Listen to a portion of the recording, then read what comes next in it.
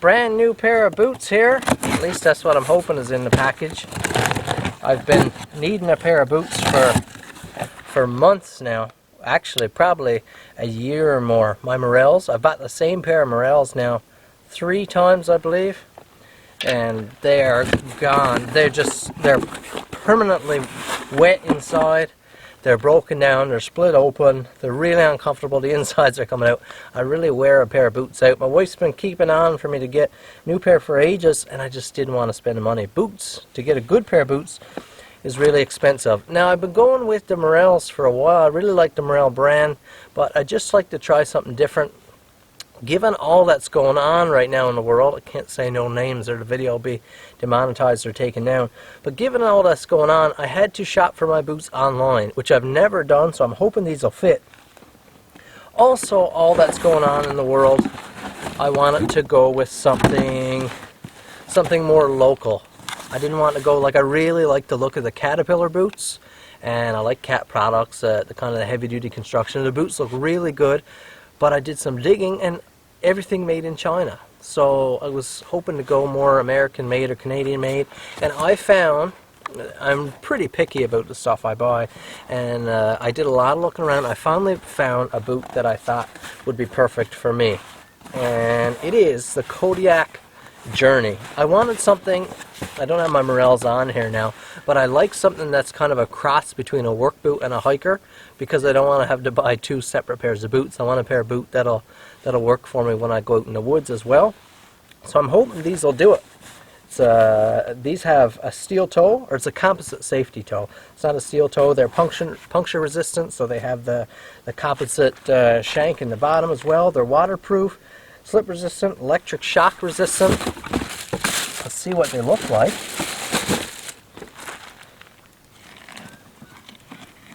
Beautiful boot.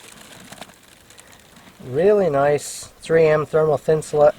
Hopefully it breathes a little better than my Morels, which don't breathe at all. And that's why they stay so damp, and they just get really damp throughout the day. Hoping the fitment is right. I looked at some size charts, and the reviews, most people are saying they fit true to size. So I just went with the size I would wear in any other boot. We'll see how that works out for me. Also excited this time to go with a brown leather, genuine leather boot. Went with something a little different than the black I usually wear. Nice, everything double stitched around. You got the abrasion resistant rear protector, like the ankle protector, and the nose cap, all double stitched. All seams are double stitched. Really nice boot. Let's see if it'll fit.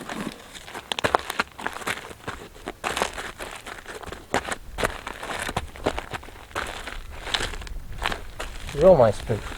Just a couple of videos ago, I was telling you guys a story about when I got out of high school. I went straight to Labrador to work on the Trans-Lab Highway.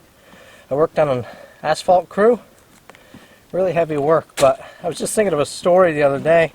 I showed up first day on the job, and I had these shiny, brand spanking new boots. And I guess it was kind of like a back to school type thing. Didn't wear them around home because I wanted to start my job with that brand new pair of boots. And I showed up, and of course, you work one day on asphalt, and your boots look terrible. They're all beat up and covered in tar and messy and everything, and you stand out like a sore thumb. I remember the superintendent kind of coming over by me. Dad's back here behind the camera. Dad knows who I'm talking about, Mr. Quinlan. He come and stood up by me, kind of hands on his belt, and he said, "New boots, eh?" And in the scenario, in the situation, I kind of felt like really small, like really patronized. He was a super nice guy. I know he wasn't trying to do that at the time, but I just felt like a complete moron because I was stood there with these shiny, brand new boots on an asphalt site. It looked like you weren't doing anything, and yeah, it was just such a strange moment. It just stuck in my mind. That's just the way it felt at the time. But I would advise any of you young guys entering any construction field or any work site like that, I would advise not showing up on the first day with squeaky, pristine new boots. At least wear them a couple days before, scuff a bit of dirt on them if you got to. Make them look like you do something. Don't show up with these brand spanking new shiny boots. It just, I don't know, it just stands out, looks a little bit funny, and like you're not a hard worker. That's the way I felt that day. So just a little backstory. These boots feel lovely, all laced up. I think they're a good looking boot. Kodiak, sorry, threw in a couple extra sets of laces for me. Nothing else in the box other than some information and stuff. But I'm really glad I went with a nice Canadian, sort of a local brand. Hope they don't let me down. That'll be found out with time. So thanks for watching this video. I appreciate it. Try to shop as local as you can at this time. Of course, we know a lot of local businesses throughout North America are struggling. Small businesses are struggling.